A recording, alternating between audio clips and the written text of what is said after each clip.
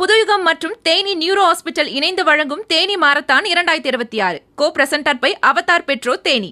நாள் மே 10, 2026. இடம் SDAT விளையாட்டு மைதானம் தேனி. அனைவரும் வருக, அனுமதி இலவசம்.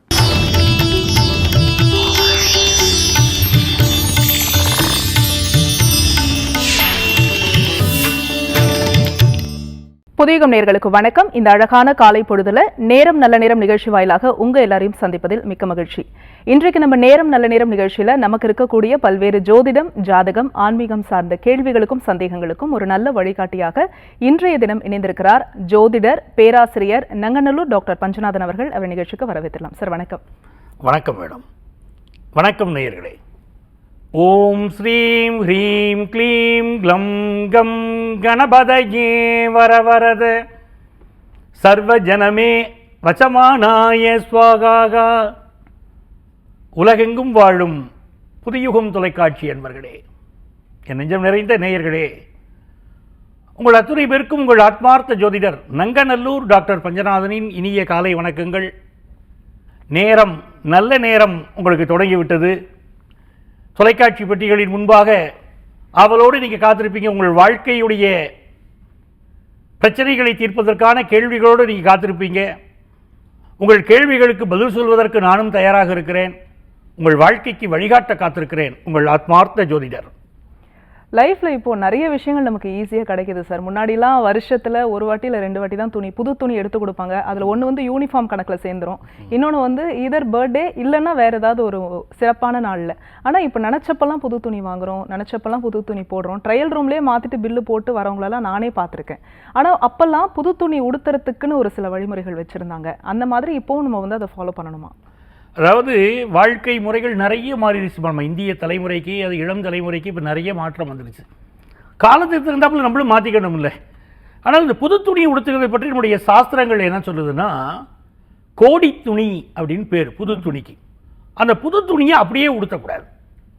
அப்படி உடுத்துவது என்பது எந்த காலத்தில் கோடி துணி போடுறதுன்னு ஒரு நேரம் இருக்குது. சரி, அந்த நேரம் நல்ல நேரத்தில் அது செய்கிறது, அந்த விஷயங்களுக்கு அது செய்கிறது இல்லை. அப்போ என்ன பண்ணுறாங்கன்னு, நம்ம எல்லா நேரமும் புது துணி உடுத்தணும்னு நினைக்கிறவங்க என்ன பண்ணணும்னா, அந்த தண்ணியில் அதை நல்லா நனைச்சி காய வச்சு அப்புறம் தான் அந்த துணியை உடுத்தணும். என்னங்க ஒரு தீபாவளி வருது, ஒரு நல்ல நாள் வருது, நீங்கள் தண்ணியில் காய போட்டு எடுத்து உடுத்த சொல்கிறீங்களே அப்படின்னா நிறைய பேர் இப்படி பண்ணுறாங்க. நாங்கள் புது கோடி துணி உடுத்தணும்னா அதற்காக தான் என்ன சொல்கிறாங்கன்னா, அந்த புது துணியை உடுத்துக்கிற போது அது மங்கள விஷயம் அதில் வரணுங்கிறதுக்காக தான் அதற்கு சந்தனம் வைக்கிறாங்க, இல்லை மஞ்சள் குங்குமம் வைக்கிறோம். ஏன்னா இந்த கோடி துணி உடுத்துவதனால சிலருக்கு இந்த அங்காரகனுடைய தோஷம் வந்துவிடக்கூடாது, குரு பகவானுடைய அனுக்கிரகம் வேணுங்கிறதுனால அந்த மஞ்சளும் குங்குமமும் அதில் வைக்கப்படுகிறது. அதாவது கோடி துணி வந்தால் நீங்கள் ஒன்று தண்ணியில் உலர்த்தி காய வச்சு பயன்படுத்துவது உங்களுக்கு எந்த கெடுதலும் தராது, நன்மையை தரும். அப்படி இல்லைன்னா அதுக்கு மஞ்சள் குங்குமம் வைக்காமல் பயன்படுத்தி விடக்கூடாது. யமகண்ட வேளையில் அணியக்கூடாது. மீதி நேரமெல்லாம் நீங்கள் பார்க்குறீங்களோ இல்லையோ, யமகண்ட வேளையில் அது அணியக்கூடாது. அதில் ரொம்ப கவனமாக இருக்கணும் அவங்க. ஏன்னா இறந்தவர்களுக்குத்தான் கோடி துணி உடுத்துவது, அணிவிப்பதுன்னு ஒரு பழக்கம் சமுதாயத்தில் இருக்குது. அதாவது புது துணி மற்ற நேரங்கள் அணிய விரும்புகிறவங்க சந்தனம் குங்குமம் இட்டு விட்டு பிறகு அணிந்து கொள்ளலாம். மிக்க நன்றி சார், நல்ல ஒரு அருமையான தகவல் கொடுத்துருக்கீங்க. தொடர்ந்து பேசலாம். ஒரு அழைப்பாளர் இருக்காங்க. வணக்கம், உங்க பேர் சொல்லுங்க.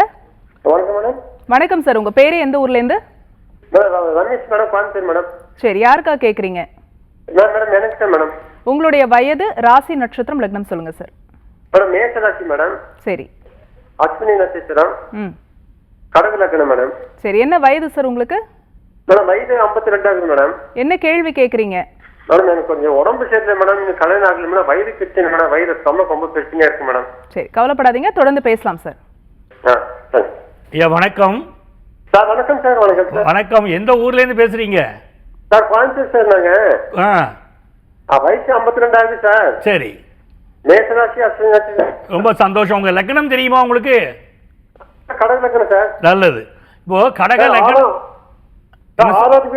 இருக்கு சார். சரி, நல்லது. அதாவது இப்போ என்ன ஒரு விஷயம் நடக்குதுன்னா, இந்த மேஷ ராசி அஸ்வினி நட்சத்திரம் சொல்லும் போதே கேது பகவானே உங்கள் வயிற்று பகுதியில் தான் இப்போ உட்கார்ந்துருக்கிறாரு. அப்போ பல நேரம் பிரச்சனை இருக்குது. பட் அன்ஐடென்டிஃபைடு டிசீஸ்னு அதுக்கு பேர். ஏதாவது ஒரு வகையில் பிரச்சனை பண்ணிக்கிட்டே இருக்கும். அதுக்கு நம்ம சரியான மருத்துவமும் பார்க்க முடியல, பார்த்தாலும் குணமாகலை, என்னங்க ஒரு வேதனையாக போயிடுச்சு அப்படின்னு தோணும். இந்த மாதிரி நேரங்களில் என்ன பண்ணணும் கேட்டிங்கன்னா, பிள்ளையார் இருக்கார் பாருங்க, அவரை பிடிச்சிக்கிடணும். என்ன கோளாறுன்னே நமக்கு தெரியல, ஆனால் உடம்பு படுத்துது. என்ன பண்ணலாம், என்னவோ பண்ணிக்கிட்டே இருக்க அப்படின்னா நேராக பிள்ளையாரை போய் கும்பிடணும். பிள்ளையாருடைய வயிற்று பகுதி இருக்குது பார்த்தீங்களா, அப்படி வயிற்று பகுதியை பார்த்து கும்பிடணும். இந்த சாமியை கும்பிட்றதுக்கெல்லாம் ஒரு கணக்கு இருக்குது சார். இந்தந்த ராசிக்காரர்கள் இறைவனுடைய இந்த பகுதியை பார்த்து கும்பிடணும், முகத்தை பார்த்து கும்பிடணும், கழுத்தை பார்த்து கும்பிடணும் அப்படின்னு கணக்கு இருக்குது. அப்படி நீங்கள் இப்போ என்ன செய்யலான்னு கேட்டிங்கன்னா, பிள்ளையாருடைய வயிற்றை பார்த்து நீங்கள் வழிபடுவதும் உங்களுக்கு என்ன ஆகும்னா ஒரு நல்ல குணத்தை கொடுக்கும். தோப்பு கர்ணம் போடுங்க பிள்ளையாருக்கு முன்னாடி. அந்த தோப்பு கர்ணம் ஒவ்வொரு நாளும் 7 தோப்பு கர்ணம் வச்சுக்கோங்க. முடியாத பட்சத்தில் ஞாயிற்றுக்கிழமை மட்டுமாவது ஒரு 21 தோப்பு கர்ணம் பிள்ளையாருக்கு போடுங்க. அப்படி தோப்பு கர்ணம் போட்டுக்கிட்டு வந்தாலும் உங்களுக்கு நல்ல பலன் இருக்கும். உங்கள் வயிறு பிரச்சனைகள் நீங்கும், உங்கள் வாழ்க்கை பிரச்சனைகள் நீங்கும். நல்ல முன்னேற்றத்தை நீங்கள் பார்க்கலாம்.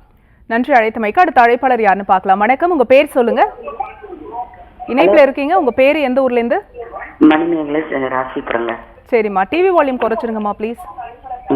தள்ளி நின்று பேசுங்க. யாருக்கா கேக்குறீங்க? எனக்கு தாங்க. உங்களுடைய வயதுமா?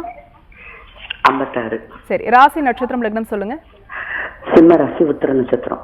லக்னம் தெரியுமா? லக்னம் தெரியாதுங்க. சரி, என்ன கேள்விமா? உடம்பு கெட்டுக்கிட்டே இருக்குதுங்க. ம், ஆரோக்கியத்துக்காக கேக்குறீங்க. தொடர்ந்து பேசுங்க சார் கிட்ட. வணக்கம்மா. வணக்கங்க. சிம்மராசி உத்தர நட்சத்திரத்தில் பிறந்திருக்கிறீங்க. வாழ்க்கையிலுமே நிறைய நீங்க டாமினேட் பண்றதாகவும் வாழ்க்கையிலையும் சில பிரச்சனைகளை சந்திச்சிருப்பீங்க. சரிங்களா? நிறைய சந்திச்சிட்டீங்க. இப்போ என்னன்னா இந்த ஹெல்த் இஷ்யூ இருக்கு பாருங்க, இது படுத்தி எடுக்குது. அப்போ என்ன செய்யணும் அப்படின்னு பார்த்தீங்கன்னா, வியாழக்கிழமை அன்னைக்கு நல்ல ஞாபகம் வச்சுக்கோங்க, வியாழக்கிழமை அன்னைக்கு பக்கத்தில் எங்க முனீஸ்வரன் கோயில் இருக்குன்னு பாருங்க. முனீஸ்வரன், ஐயனார், இந்த மாதிரியான காவல் தெய்வங்களுக்கு மிகுந்த சக்தி அதிகமா. அந்த முனீஸ்வரன் கோயிலில் போய் நல்லெண்ணெய் தீபம் போடுங்க. வியாழக்கிழமை அன்னைக்கு போடணும். நல்லெண்ணெய் தீபம் போட்டுவாங்க. தீபம் ஒன்று ஒரே விளக்கில் 2 திரி போட்டு தீபம் போடலாம். இல்லைன்னா 2 தீபங்களாக தனித்தனி தீபம் ஏற்றி வைக்கலாம். அந்த விளக்குக்கு சந்தன குங்குமம் இடணும். இட்டு அந்த முனீஸ்வரன் முன்பாக அந்த தீபத்தை ஏற்றி வச்சுட்டு வந்தீங்கன்னா உங்களுக்கு இருக்கக்கூடிய ஹெல்த் இஷ்யூஸில் ஒரு மாற்றம் வரும். நல்ல மருத்துவ ஆலோசனை கிடைக்கும். அதுதான் முக்கியம். அதாவது ஜோதிடம் என்பது உங்களுடைய நோய்கள் தீர்ப்பதற்கு வழி சொல்றதே தவிர மருத்துவராக நாங்கள் ஆக முடியாது. அதனால நீங்கள் இந்த பரிகாரத்தை பண்ணிக்கிட்டீங்கன்னா நல்ல மருத்துவ ஆலோசனை கிடைக்கும். நோய் நல்ல முறையில் குணமாகும். உங்களுக்கு வாழ்த்துக்கள். நன்றி அழைத்தமைக்கு. அடுத்த அழைப்பாளர் யாருன்னு பார்க்கலாம். வணக்கம், உங்க பேர் சொல்லுங்க. நாங்க மணப்பாறையிலேருந்து கால் பண்ணியிருக்கீங்க. உங்க பேருமா? என் பேர் விமலா மேடம். யாருக்கா கேக்குறீங்க? என் மகனுக்காக கேட்கறேன் மேடம். மகனோட பேரு, வயது சொல்லுங்கம்மா. மகனோட பேரு முரளி. 5/5/98 பிறந்திருக்கான். சரிம்மா, ராசி நட்சத்திரம் லக்னம் சொல்லுங்க. கும்ப லக்னம், மக நட்சத்திரம், சிம்ம ராசி. சரி, என்ன கேள்வி கேக்குறீங்க மகனுக்காக? திருமணத்துக்காக. சரிம்மா, தொடர்ந்து பேசலாம் சார் கிட்ட. வணக்கம்மா. வணக்கம் சார். வணக்கம். முரளிக்கு திருமணத்துக்காக கேட்குறீங்க? ஆமாங்க சார். நல்லதுமா நல்லதுமா. அதாவது இவர் என்ன பண்ணணும்னா கிருஷ்ணர் வழிபாடு செய்யணுமா. கிருஷ்ணர் வழிபாடு செய்யறதுங்கிறது ரொம்ப நல்ல பலனை இவர் கொடுக்கும். திருமண வரத்தை கொடுக்கும். இப்போவே நீங்கள் பார்த்துக்கிட்டு தான் இருக்கீங்க. இருந்தாலும் உங்களுக்கு கொஞ்சம் தடையாகவே இருந்துக்கிட்டு இருக்கு. அவருடைய ஜாதகம் எப்படி 2028 வரணும்னு இருக்குமா ஜாதகத்தில். 2028 ஆவணி நெருங்குகிற போது தான் அவருக்கு கல்யாணம் கூடி வரும் என்பது தான் அவருடைய ஜாதக அமைப்பாக இருக்குது. நீங்கள் அதற்கு நல்ல முறையில் திருமணம் கூடி வருமா. பெண் தெற்கு திசையிலேருந்து வருவாங்க. மகாலட்சுமி பேருடையவங்களாக அவங்க இருப்பாங்க. நல்ல வாழ்க்கை அமையும். கிருஷ்ணர் வழிபாடு செய்யணும், அது மிக முக்கியம். அப்படி செய்து கொண்டு வந்தால் இவருக்கு வாழ்க்கை அருமையாக அமையுமா. நல்லது. நன்றி மழைத்தமைக்கு. அடுத்த அழைப்பாளர் யாருன்னு பார்க்கலாம். வணக்கம், உங்க பேர் சொல்லுங்க. இணைப்புல இருக்கீங்க, உங்க பேரு எந்த ஊர்ல இருந்து? மேடம் கடலூர் மாவட்டம் திட்டக்குடியில இருந்து பேசுறேன் மேடம். சரிம்மா, யாருக்கா கேக்குறீங்க? பையனுக்காக கேட்கறேன் மேடம். பையனோட பேரு, வயதுமா? கலையரசன் 13/10/1990. சரிம்மா, ராசி நட்சத்திரம் லக்னம் சொல்லுங்க. விருச்சிக ராசி, அனுச நட்சத்திரம், மகர லக்னம் மேடம். சரி, என்ன கேள்வி கேக்குறீங்கம்மா? திருமணத்துக்காக கேட்கறேங்க மேடம். சரிம்மா, தொடர்ந்து பேசலாம் சார் கிட்ட. வணக்கம்மா. வணக்கம் சார். வணக்கம் சார். அதாவது கலையரசனா பேரு? ஆமாங்க சார். ஆமாங்க சார். கலையரசன் இப்படித்தான் பொண்ணு வேணும்னு கேட்கக்கூடாதுமா. சரிங்களா? பொண்ணு வேணும் தான் கேட்கணும். கல்யாணத்துக்கு இப்படித்தான் பொண்ணு வேணும் கேட்டால் கிடைக்காதே. இப்போ நம்ம நிகழ்ச்சியில் நம்ம சொல்லிக்கிட்டே இருக்கோம்மா, பையன் வீட்டிலேருந்து பொண்ணு வீட்டுக்கு ஜாதகம் அனுப்புகிறாங்க. பொண்ணு வீடுகள்லேருந்து பதில் சொல்லலை அப்படின்னு வருத்தப்பட்டு பலர் சொல்லிக்கிட்டு இருந்தாங்க. இப்போ பொண்ணு வீடுகள்லேருந்து சொல்கிறாங்க, நாங்கள் ஜாதகம் அனுப்புகிறோங்க, பையன் வீட்டில் பார்த்தாங்களா இல்லையான்னு கூட சொல்கிறது இல்லை, பதிலே சொல்கிறது இல்லைங்க, வாங்கி வச்சுக்கிடுறாங்க. பொருந்தி இருக்குன்னு சொல்லுங்க, இல்லை இல்லைன்னு சொல்லுங்க, சும்மா வச்சுக்கிட்டா என்னங்க அர்த்தம்ங்கிறாங்க. பலரும் இப்படி ஒரு வருத்தம் நிலவுகிறது. அதனால் பெண் வீடாக இருந்தாலும் பையன் வீடாக இருந்தாலும் உங்களுக்கு ஜாதகம் வந்துச்சுன்னா பொருந்தி இருக்குன்னு சொல்லுங்கள், இல்லை பொருத்தம் இல்லைன்னு சொல்லுங்கள், உடனடியாக முடிவை சொல்லுங்கள். இது நான் பொதுமக்களுக்கு வைக்கக்கூடிய ஒரு கோரிக்கை. சரி, இப்போ கலையரசனுக்கு வந்து இப்படித்தான் பொண்ணு வேணும் அப்படின்னு வைக்காம, திருமணத்திற்கு ஒரு பெண் வேணும், நல்ல குணவதியாக எனக்கு வாழ்க்கை வேணும், நானும் நல்லவனாக இருப்பேன் அப்படின்னு முடிவோடு இருந்தால் இவருக்கு நல்ல முறையில் அந்த 2026 ஜூனுக்கு பிறகுமா திருமண செய்தி கூடி வருது. இந்த 26 ஜூனுக்கு பிறகு திருமண செய்தி கூடி வருகிறது. ஒரு நல்ல வாழ்க்கை துணை அமைய போறாங்க, நெறிமுறையான வாழ்க்கை அமையும். வாழ்த்துக்கள்மா. நன்றி அழைத்தமைக்கு. அடுத்த அழைப்பாளர் யாருன்னு பார்க்கலாம். வணக்கம், உங்க பேர் சொல்லுங்க. இணைப்பில் இருக்கீங்க, தொடர்ந்து பேசலாம். உங்க பேரு? ரேவதி மேடம். எந்த ஊர்ல இருந்துமா? மேலூர்ல இருந்து பேசுறேன் மேடம். சரி, யாருக்கா கேக்குறீங்க? என் பொண்ணுக்காக திருமணத்துக்காக கேட்குறேன் மேடம். சரிம்மா, மகளோட பேரு, வயது சொல்லுங்க. மகளோட பேரு ஆர்த்தி. 9/6/97. சரிம்மா, ராசி நட்சத்திரம் லக்னம்? கடக ராசி, பூச நட்சத்திரம், ரிஷப லக்னம். ரிஷப லக்னம். தொடர்ந்து பேசலாம் சார் கிட்ட, பேசுங்க. வணக்கம்மா. வணக்கம் சார். சொல்லுங்கம்மா. செய்தி பார்த்துக்கிறேன் சார், விடாம பார்த்துக்கிட்டேன் சார். ரொம்ப மகிழ்ச்சிமா, ரொம்ப மகிழ்ச்சி. மகள் பிறந்த வருஷம் என்ன சொன்னீங்கம்மா? 9/6/97 சார். 97. சரிம்மா, சரிம்மா, உங்க கேள்வியை கேளுங்கம்மா. சார், என் பொண்ணு திருமணத்துக்காக நிறைய ஜாதகம் பார்த்துட்டோம் சார், தள்ளிக்கிட்டே போகுது சார். ஆமா, அதாவதுமா திருமணத்திற்கு உரிய அந்த சுக்கிர கிரகம் இருக்கு பாத்தீங்களா, அந்த சுக்கிர கிரகமும் கணவனை குறிக்கக்கூடிய செவ்வாய் கிரகமும் இவருடைய ஜாதகத்துல அது திருப்திகரமான சூழ்நிலையில் பாதிப்பு இருக்குமா. திருமணம் சற்று தள்ளி போனால் கவலைப்படக்கூடாது. இவங்க ஜாதகத்தை பொறுத்த வரைக்கும் ஏஜ் ஆகிட்டு இருக்கு, எனக்கு கவலை புரியுது. இருந்தாலும் நீங்கள் வந்து முருகப்பெருமான் வழிபாட்டை செய்ய ஆரம்பிக்கணும். இவங்க ஒவ்வொரு செவ்வாய்க்கிழமையும் முருகனை கும்பிடணும். ஏன்னா இந்த செவ்வாய் கிரகம் வந்து ஒருவருடைய ஜாதகத்தில் பாதிக்கப்படக்கூடாது. செவ்வாய் தோஷம் சொல்லுவோம் பாருங்க, அது மிக மிக முக்கியம். இப்போ காலத்திற்கு ஏற்றபடி செவ்வாய் தோஷம் கிடையாது, நாகதோஷம் கிடையாது, பார்க்க வேண்டாங்கிறாங்க. அப்படி எல்லாம் இல்லை, ஜோதிடத்தில் இதெல்லாம் பார்க்க வேண்டிய அவசியம் இருக்குது. ஏன்னா இந்த செவ்வாய் தோஷத்தை பற்றி ஏன் பேசுகிறோம்னா, செவ்வாய் சரியில்லைன்னா சரியான வீட்டுக்காரர் அமைய மாட்டார். செவ்வாய்ங்கிறது வீட்டுக்காரரை குறிக்கிற கிரகம். அதனால தான் நாங்கள் செவ்வாயை ரொம்ப நல்லா பார்க்கணும் அப்படின்னு சொல்லிக்கிட்டு இருக்கோம். நாங்கள் வந்து ஒரு 20 வருஷத்துக்கு முன்னாலம்மா 90 வரைக்கும் திருமணத்துக்கு பொருத்தம் பார்க்கும்போதுமா நிறைய பேருக்கு செவ்வாய் தோஷம் இருக்காது, நாகதோஷம் இருக்காது, பியூர் ஜாதகம் நிறைய வரும். இப்போ எந்த ஜாதகத்தை பார்த்தாலும் இந்த 20 ஆண்டுகளாக தான் செவ்வாய் தோஷமும் நாகதோஷமும் நிறைய பார்க்குறோம். இப்போ உங்களுடைய அன்பு மகள் ஜாதகத்தில் செவ்வாய் பாதிக்கப்பட்டிருக்கிறார். அவள் முருகப்பெருமானை வழிபட்டுக்கிட்டே வரணும். 3 மாதம் அந்த விரதம் இருந்து, செவ்வாய்க்கிழமைகளில் விரதம் இருந்து முருகப்பெருமானை வழிபடுவது நல்ல வாழ்க்கை துணையை இவர்களுக்கு உருவாக்கி கொடுக்கும். இந்த ஆண்டே நல்ல செய்தி வந்துருமா. இவர்களுக்கு வடக்கு திசையிலிருந்து மணமகன் அமைவார், மணி என்ற பெயருடையவராக வாழ்க்கை துணைவர் அமைவார். வாழ்த்துக்கள் சார். ஒரு பேசிக்கான கொஸ்டின் தான். வீட்டில் விளக்கு ஏற்றுறோம், விளக்குல வந்து எண்ணெய் மீதமாயிருக்கும் இல்லையா, அந்த எண்ணெயிலே திரும்ப நம்ம விளக்கு ஏற்றலாமா, இல்லை என்ன பண்ணணும் அந்த எண்ணெயை? மிக முக்கியமானது விளக்கேற்றுவதுங்கிறது முக்கியம். பல வீடுகளில் விளக்கேற்றா முட்டுறாங்க, ஜோதிட ஆலோசனைக்கு வராங்க. அந்த குடும்பத்தில் ஏதோ ஒரு துயரம், ஏதோ ஒரு குறை இருந்துக்கிட்டே இருக்குது. சொல்கிறாங்க, சார் எங்கள் வீட்டில் எப்போ பார்த்தாலும் ஒரு குழப்பமாகவே இருக்குங்கிறாங்க. அப்போது இல்லக விளக்கது இருள் கெடுப்பதுன்னு பேர். உங்கள் குடும்பத்தில் குழப்பம் இருந்துச்சுன்னா அங்கே நீங்கள் சரியாக விளக்கேற்றுறது இல்லைன்னு அர்த்தம். காலை மாலை 2 வேளையுமே விளக்கேற்றணும். காலையில் சூரிய உதயத்துக்கு முன்னால் விளக்கேற்றணும். முக்கியமான விஷயம் அதுதான். ஒரு 6 மணிக்கு சூரிய உதயம்னா 5:50க்கு விளக்கேற்றிடணும். அதுக்கு விளக்கேற்றும் நேரம்னு பேர். மாலையிலையும் அப்படி தான், அந்தியும் சந்தியும் சந்திக்கக்கூடிய நேரத்தில் அந்த விளக்கேற்றிடணும். அந்த விளக்கேற்றும் போது நீங்கள் என்ன பண்ணணும், புதியதாக எண்ணெய் ஊற்றணும், நல்லெண்ணெய் ஊற்றணும்.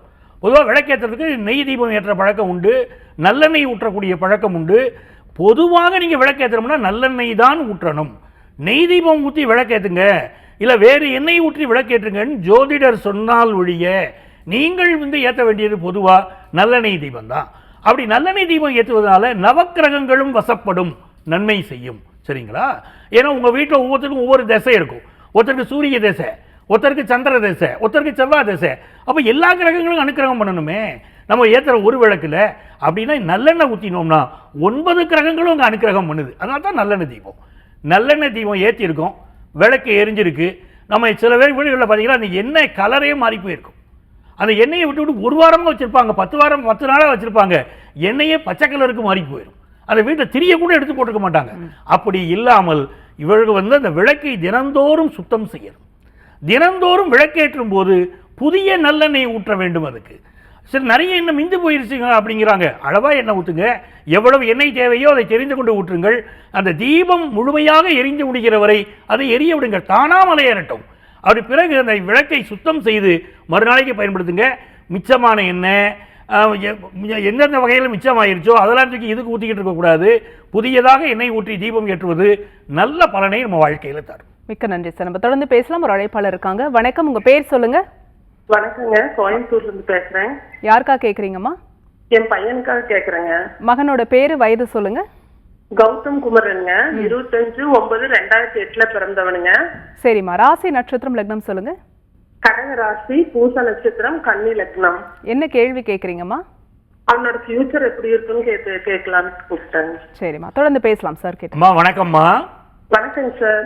அதாவது குழப்பமான மனநிலையில் இருக்கக்கூடிய பையனாக இருந்தாலுமே நீங்கள் கவலைப்பட வேண்டாம். என்ன தடை இருந்தாலும் கவலைப்பட வேண்டாம் நீங்கள். ஏன்னா சில வருஷங்களா சூழ்நிலை சரியில்லைம்மா தம்பிக்கு. ஆனால் இப்போ நல்ல நேரம் ஆரம்பிக்குதுமா. உங்கள் பையனுக்கு நல்ல நேரம் வருது. ராசியை நோக்கி குரு பகவான் வந்துட்டு இருக்காருமா. ஒரு நல்லவர் உங்கள் வீட்டை பார்த்து வர்றாருன்னா எவ்வளோ சந்தோஷப்படுவீங்க. அப்படி குருங்கிற கிரகம் உங்கள் பையனுடைய ராசியை பார்த்து வருது. அதனால என்ன தடை இருந்தாலும் அவருக்கு விலக போகுது. ஒரு நல்ல வாழ்க்கை இந்த ஜூன் மாதம் 2ஆம் தேதியிலேருந்து நீங்கள் பாருங்கள், படிப்படியான மாற்றம் வரும். சிவனுடைய பெயர் உடையவர்கள், நல்லா கேட்டுக்கோங்க, சிவனுடைய பெயர் உடையவர்கள் நண்பர்களாக வந்தால் அவர்கள் அவர்களால் அவர்கள் வாழ்க்கையில் முன்னேற்றம் வரும். பெரியவர்களுடைய அட்வைஸ், டீச்சர்ஸுடைய வழிகாட்டுதல், வீட்டில் இருக்கக்கூடிய அவங்களுடைய வெல் விஷர்ஸ் அவங்களுடைய வழிகாட்டுதலை இவரை உயர்த்தும். வரக்கூடிய இந்த ஆண்டிலிருந்தே முன்னேற்றத்தை படிப்படியாக இவர் காணப்போகிறார். ரொம்ப நல்லா இருக்குமா. அதே நேரத்தில் 2032 வருகிற போது ஒரு பெரிய வளர்ச்சியை வருவதும் வாழ்க்கையில் செட்டில் ஆகிட்ட ஒரு சூழ்நிலைகளும் அவருக்கு ஏற்படும். மிக நல்ல வாழ்க்கை உங்கள் அன்பு மகனுக்கு காத்திருக்குமா. வாழ்த்துக்கள். நன்றி மழைத்த மைக்கு. அடுத்த அழைப்பாளர் யாருன்னு பார்க்கலாம். வணக்கம், உங்க பேர் சொல்லுங்க. இணைப்பில் இருக்கீங்கம்மா, உங்க பேரு எந்த ஊர்ல இருந்து? டிவி வால்யூம் குறைச்சிடுங்க. லைவ்ல கனெக்ட் ஆயிருக்கீங்க. உங்க பேர் சொல்லுங்க.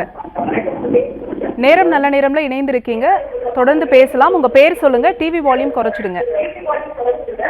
இணைப்பில் இருக்கீங்கம்மா, டிவி பார்க்காதீங்க. நேரலையில் இணைந்திருக்கீங்க. உங்க பேர் சொல்லுங்க. அடுத்த அழைப்பாளர் யாருன்னு பார்க்கலாம். வணக்கம், உங்க பேரு? உங்க பேரு எந்த ஊர்ல இருந்து? என் பேர் ரமேஷ் மேடம், நான் சென்னையில இருந்து பேசுறேன். ஓகே சார், யாருக்கா கேக்குறீங்க? எனக்காக தான் கேட்கணும். உங்களுடைய வயது, ராசி நட்சத்திரம் லக்னம் சொல்லுங்க. வயது 42 பூர்த்தி ஆயிடுச்சு. ராசி கும்பராசி, விருச்சிக லக்னம், பூரட்டாதி நட்சத்திரம். சரி, உங்க கேள்வி சார். தேதி 29/7/1983. சரி சார், கேள்வி சொல்லுங்க. வேலை கொஞ்சம் சரியா அமைய மாட்டேன். வேலையிலும் கொஞ்சம் பிரச்சனைகள் இருக்கு. இன்னும் திருமணமும் நடக்கல. 42 இயர்ஸ் முடிஞ்சு போச்சு. சரிங்க. அதுதான் இப்ப ஜாதகத்துல பாத்தீங்கன்னா கேது தசை நடக்கிற மாதிரி எனக்கு காட்டுது மேடம். சரி சார், தொடர்ந்து பேசுங்க சார் கிட்ட. ஐயா வணக்கம். வணக்கம் சார். நமஸ்காரம் சார். நமஸ்காரம் சார். ரமேஷ் சார், அதாவது உங்க ஜாதகத்துல எப்படி இருக்குன்னா அந்த சனி செவ்வாயுடைய அமைப்பு ரொம்ப நெருக்கடியை கொடுக்கக்கூடிய ஒரு அமைப்பா உங்க ஜாதகத்துல இருக்கு. கேது திசை வேற இது நடக்கும்போது உங்க வாழ்க்கையை அது புரட்டி போடக்கூடிய காலம். நிம்மதியான ஒரு வாழ்க்கை இல்லை, தடை இருக்குன்னு காட்டுறது. அப்போ நீங்கள் என்ன பண்ணணும்னா, நம்ம ஒரு நிமிடத்தில் இதுக்கு பதிலை பார்த்துட்டு பேச முடியாது. நீங்கள் உங்கள் ஜாதகத்தை எடுத்துட்டு அப்பாயின்மெண்ட் வாங்கிட்டு நேரடியாக என்னை சந்திங்க. நானும் சென்னையில் தான் இருக்கேன். நேரடியாக என்னை சந்திக்கலாம். உங்கள் ஜாதகத்தை பற்றி நம்ம ஒரு விரிவாக தெளிவாக கணக்கீடுகள் போட்டு பேச வேண்டியிருக்கு. ஆகவே என்னை நேரில் சந்திங்கள். உங்கள் வாழ்க்கைக்கு நான் வழிகாட்டுகிறேன். வாழ்த்துக்கள் சார். எப்போவுமே இந்த ஒரு கேள்வி இருக்கு சார், வைரம் எல்லாருமே அணியலாமா, எல்லா ராசிக்காரர்களும் அணியலாமா அப்படின்ற ஒரு கேள்வி இருக்கு. அதாவது வைரம் அணிவது அப்படிங்கிறது யாருக்கு பொதுவாக ரொம்ப நல்லது நடக்கும் அப்படின்னு பார்த்தீங்கன்னா, ஒருத்தர் ரிஷப ராசியில் பிறக்கிறார், இல்லைன்னா துலா ராசியில் பிறக்கிறார். இவர்கள் வைரம் தைரியமாக அணியலாம். அவர்களுக்கு ரொம்ப நல்ல பலனை கொடுக்கும் இந்த வைரம் அணிந்த பிறகு. இரண்டாவது, யாரெல்லாம் பரணி நட்சத்திரத்தில் பிறக்கிறாங்களோ, பூரம் நட்சத்திரத்தில் பிறக்கிறாங்களோ, போராடம் நட்சத்திரத்தில் பிறக்கிறாங்களோ இவர்களுக்கும் வைரம் அற்புதமான பலனை தரும். மற்றவர்கள் வைரம் அணியலாமான ஒருத்தருக்கு சுக்கிர திசை நடக்குது. சார் நான் வைரம் போட்டுக்கலாமா அப்படின்னு கேட்டால், இந்த சுக்கிர திசை 20 ஆண்டுகள், 10 ஆண்டுகள் நல்ல பலன் தரும், 10 ஆண்டுகள் நல்ல பலன் தராது. சுக்கிர திசையோட கணக்கே அப்படித்தான். அப்போ அந்த 20 ஆண்டுகள் இருக்கக்கூடிய சுக்கிர திசையில் சுக்கிரன் உங்கள் ஜாதகத்தில் நல்லா இருந்தால் தான் நீங்கள் வைரம் அணிய முடியும். ஜாதகத்தில் சுக்கிரன் ஒரு நீச்ச நிலையில் இருக்காரு, வைரம் போடக்கூடாது. நீங்கள் அதை ஆக்டிவேட் பண்ணுறேன் அப்படிலாம் சொல்லக்கூடாது. பண்ணினீங்கன்னா உங்களுக்கு சிக்கலாக போயிடும்.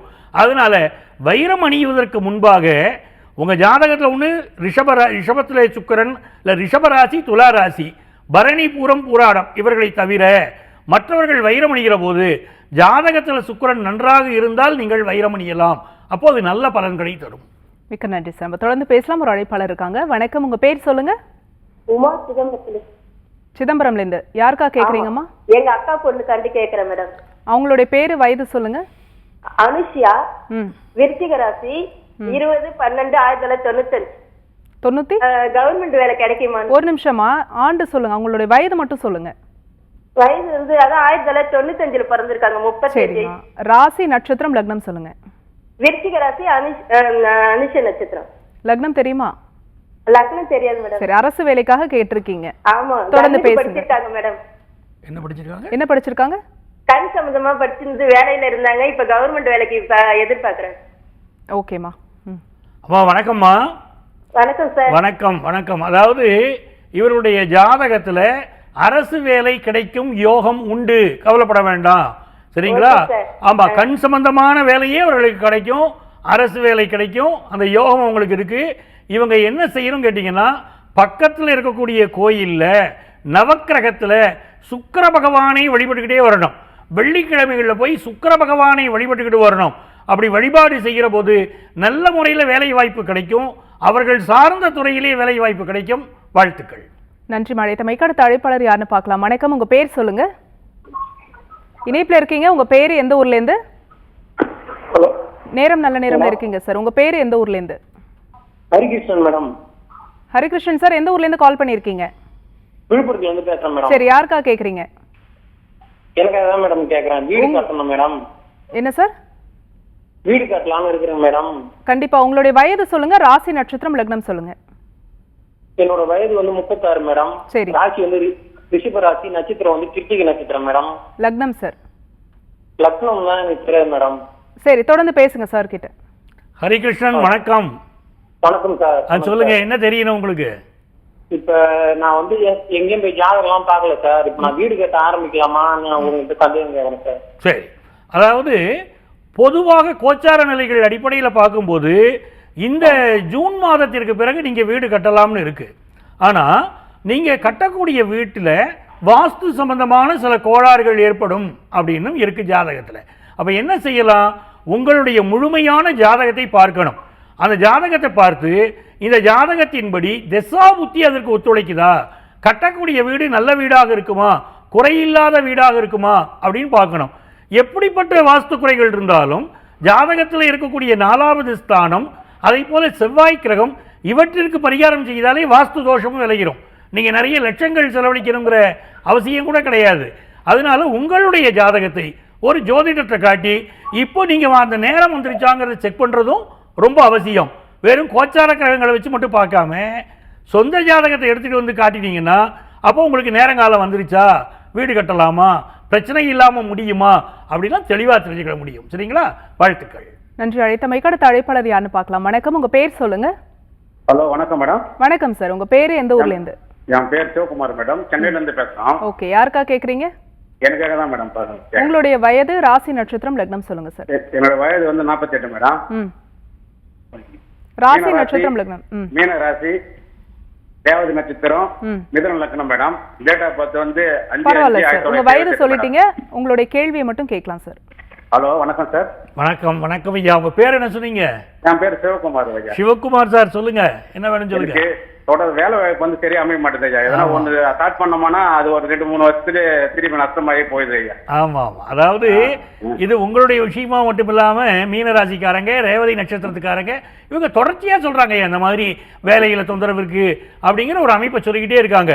இதற்கு என்ன செய்யணும் அப்படின்னு கேட்டீங்கன்னா, கந்த சஷ்டி கவசம் இருக்கு பாத்தீங்களா, இதை செவ்வாய்க்கிழமைகள்ல சொல்ல தொடங்குங்க. இடும்பா யுதனே இடும்பா போற்றி, கடம்பா போற்றி, கந்தா போற்றி அப்படின்னு சஷ்டி கவசத்தை சொல்லணும். சஷ்டி கவசத்தை செவ்வாய்க்கிழமை சொல்ல சொல்ல நல்ல பலன் தரும். அதே போல வீட்டில் விளக்கேற்றி அந்த தீபம் எரிந்து முடிந்த பிறகு அதில் ஒரு கருக்கு இருக்கும் பாருங்க, தீபம் எரிஞ்ச பிறகு திரியில அந்த கருக்கை எடுத்து நெத்தியில வச்சாலும் உங்களுக்கு இருக்கக்கூடிய வேலை வாய்ப்பு சம்பந்தமான தடைகள் விலகும். இதை செவ்வாய்க்கிழமை சனிக்கிழமை அந்த கருக்கு எடுத்து நெத்தியில வைக்கிறோம். அப்படி வச்சுக்கிட்டு இருக்கும்போது சஷ்டி கவசம் சொல்லி கொண்டு வருகிற போது உங்களுக்கு இருக்கக்கூடிய பிரச்சனை எல்லாம் ஒரு 2 மாதத்திலேயே நீங்கள் பெரிய வித்தியாசம் தெரியுதுன்றீங்க. உங்களுக்கு வேலை நல்ல முறையில் அமைய என்னுடைய வாழ்த்துக்கள். நன்றி சார் அழைத்தமைக்கு. இன்றைய நேரம் நல்ல நேரம்ல எங்களுக்காக நேரலையில் இணைந்து முத்தான 3 பரிகாரங்கள் நேர்கள் கேட்டு அவங்களுடைய ஜோதிடம் சார்ந்த கேள்விகளுக்கு பொறுமையாக பதில் சொன்னீங்க சார், மிக்க நன்றி. ரொம்ப நன்றி. அதாவது நேயர்கள், அன்பு நேயர்கள் கேள்விகளை கேட்டிருக்கீங்க. சில கேள்விகளுக்கு என்னால் பதில் சொல்ல முடிகிறது ஒரு நிமிஷத்தில். பட் நிறைய இந்த ஜாதகம்ங்கிறது டீட்டெயில்டாக நம்ம பார்க்க வேண்டிய ஒன்று. ஆகவே பலருடைய கேள்விகளுக்கு பதில் சொல்கிற போது நான் முழுமையாக பார்க்க வேண்டியிருக்கு. அப்படி உங்களுக்கு ஜோதிட ஆலோசனை தேவைப்பட்டால் நீங்கள் எங்களை நேரடியாக சந்திக்கலாம். சென்னையில் டி நகர்லையும் நங்கநல்லூர்லையும் நம்ம ஆஃபீஸ் இருக்குது. நீங்கள் நேராக வந்து நீங்கள் சந்திக்கலாம். நேராக வர முடியல சார், நாங்கள் என்ன பண்ணுறது அப்படின்னா ஆன்லைன் கன்சல்டேஷன் உண்டு. இதற்கெல்லாம் முறையான கட்டணம் உண்டு. கட்டணம் செலுத்தாமல் நாங்கள் ஃபோனில் கேட்டுக்கலாமா சார்னா அதுக்கு வாய்ப்பு இல்லை இல்லைங்களா? அதனால் முறைப்படி கட்டணம் செலுத்தி நீங்கள் ஆலோசனையை பெறலாம். உங்கள் வாழ்க்கைக்கு வழிகாட்டுவதற்காக நான் காத்திருக்கிறேன். உங்கள் ஆத்மார்த்த ஜோதிடர் நங்கநல்லூர் டாக்டர் பஞ்சநாதன். நேயர்களே, மீண்டும் மற்றொரு நிகழ்ச்சியில் நாங்கள் உங்களை சந்திக்கிறோம். அது வரைக்கும் நன்றி, வணக்கம்.